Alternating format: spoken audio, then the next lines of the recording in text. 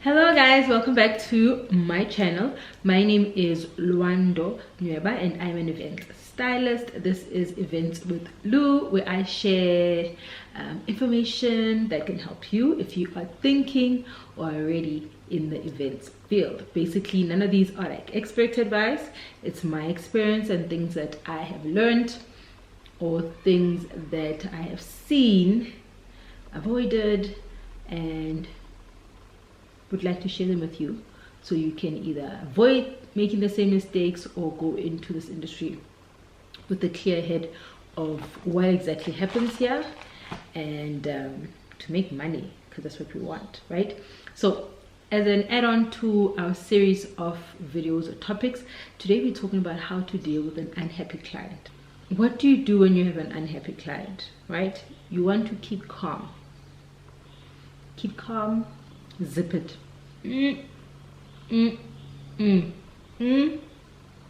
No matter what the client is saying, no matter if the client is cussing you out, cussing your team, telling you about how terrible your service, threatening you with lawyers, refunds, emotionally telling you about how you ruined the best moment of their life, how this was never ever gonna, like, they'll never get another chance to repeat this. Any which way that the client expresses their anger or dissatisfaction to you, you keep quiet. You talking back will only look like you are making an excuse. So you never want to talk back. You never want to retaliate. You never want to, you know what, don't even ask the, don't even say sorry I can't, like, say, just stand there and take it, okay? You keep quiet, you don't say anything, you just nod your head. And if you can store what the client is saying, make notes that you can refer to later, but you allow the client to get it all out. You don't want them to hover. You allow the client to get everything out. Okay, now often than not, an unhappy client, this can happen at the venue. So especially if it's at the venue, you really do not want to bring attention to the situation. You don't want the guests to know. If the client was polite enough and waited for the guests to leave before they tell you about how unhappy they are, you really don't want to try and get yourself in a situation where people can gang up on you. So the guests, the family, the husband, you don't want no one to rally up with the client. And obviously, louder the client gets, the more people she's going to want to bring into the conversation, and that's where now they can corner you. And well, from there, I don't know how bad things can get. So you want to avoid that. Once the client has calmed down, before we get there, same thing if a client calls you later, whether they call you or they text you, do not respond. Listen to what the client is saying, note what you want to note, and if there's any things that you're like, is not exactly what happened there, that is not the time for you to tell the client. Allow the client to express how they feel. You know, emotionally, okay? And what you want to do is, depending on how extreme the situation gets, you want to either, when they are done, now you can see, okay, the client is done, and you can say, Sis Luando, I really do apologize for how you are feeling. I really would appreciate a chance to understand where the fault is. If I may revert back to you, if I may have some time to talk with my team, if I may have some time to refer back to my notes about what you had requested from us as a company, even if you need a day, even if it's 48 hours, even if you need 10 minutes, it is within your right, once the clients express how they feel, to say, okay, hold up, I hear you, I got you, you had your chance. Now I'm saying, allow me to comprehend what you just told me and let me get what you're telling me with my facts, because more often than not, we work with people, we have quotes, there's so many things that play into part before we do a setup. So that's where you then tell the client, listen, thank you for raising this concern to me. Please, if you would like to just give me some time to gather my thoughts and revert back to you. Nothing wrong with you.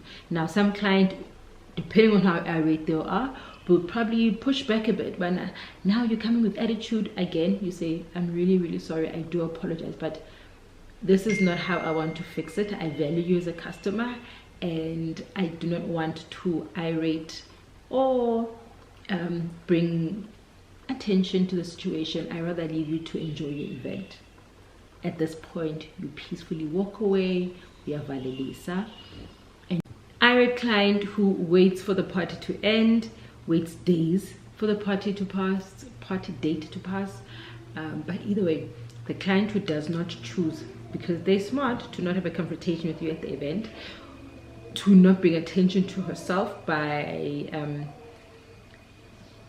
concentrating on what she doesn't like about the party, and has the mental capacity to enjoy the event, host her guests, and then come for you after the event. Fear that client, okay? That client knows her rights. That client is about to tell you about legal wise. That client's about to pull the book, the law, regulations, terms and conditions against you. That client has read your contract. That client is about to show you flames. But, and that client's going to use bombastic words, and some will hurt you, but do not be deterred. It all just comes from a place of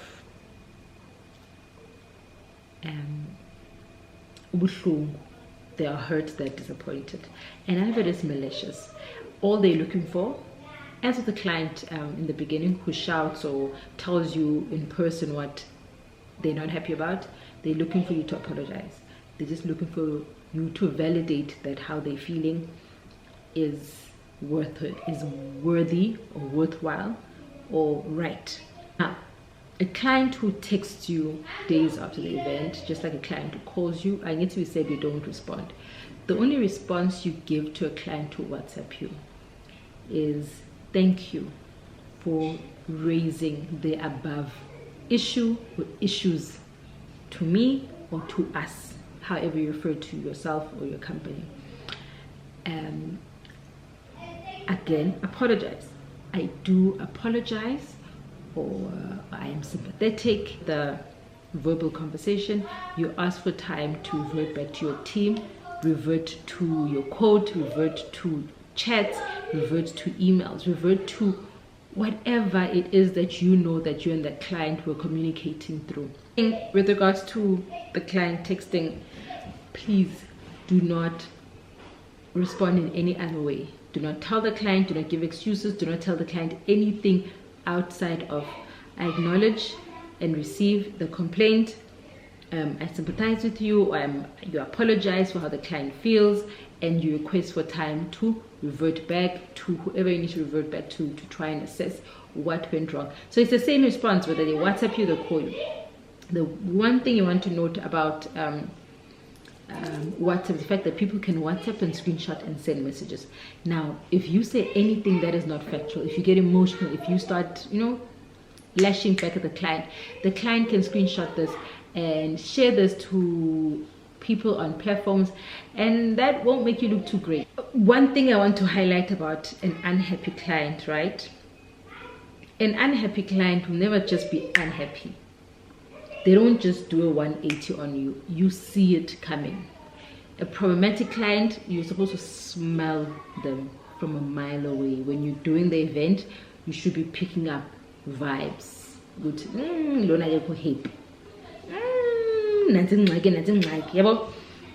And if you're gonna have a problematic client, it's the same thing. You should see it. You should see them from the time telephoning to the WhatsApp. Go to, hey, I think I have a sensitive, problematic client here, and if I do not keep my things right, zobuya now. Also, do sometimes take advantage of us because they think we're running Ispaza shop. So once you have a contract that has terms and conditions, and when you see that a client yakho engathi iya left, you able to call up a legal aid and say, please help. Clients do a 180. They know ukuthi they're not playing with umuntu ongazazi into zakhe. Another thing that clients will do, they will emotionally blackmail you. Not fair. So how do we deal with an unhappy client? You don't. You keep calm, you keep quiet. Retaliate, you don't respond. You ask for time away. You sympathize, you apologize for how the client feels, and you go and you have your time to understand what went wrong. And then only once you have your ducks in a row, you go back to the client. If you can, please have an attorney or have some type of legal aid in your corner, and do not forget to add terms and conditions in your contract. Those will help you. Whether it's if item is taken from storage, it's billed. If item is held for longer than agreed on, we charge. If item is like whatever it is that you know that you've had an experience of in the events field and it got you into hot water, make sure you put that in your contract. Just like I have balloons, I do balloons, and sometimes the weather's not so great. It's in my contract to say that, should I make your balloon, should I do your backdrop and it falls over, it's no longer. Okay, before my space runs out, so I was saying, should it rain, should anything happen to the backdrop, it's no longer my responsibility. I've done my bit. So make sure you cover yourselves, guys, with contracts, with terms and conditions, get legal aid. And but more than anything, our clients are still people. They pay us a lot of money, so let's really always try to give the best service and make sure our clients leave happy. I think that's more than anything the most important part. Thank you so much for watching.